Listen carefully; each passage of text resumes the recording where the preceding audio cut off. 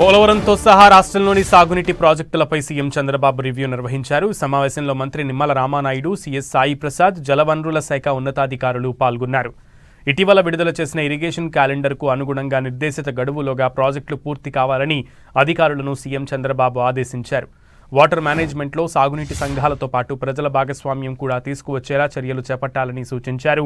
భూగర్భ జలాలను సద్వినియోగం చేసుకునేలా స్వల్ప, మధ్య, దీర్ఘకాలిక ప్రణాళికల్ని సిద్ధం చేయాలని అధికారులకు సీఎం చంద్రబాబు దిశానిర్దేశం చేశారు.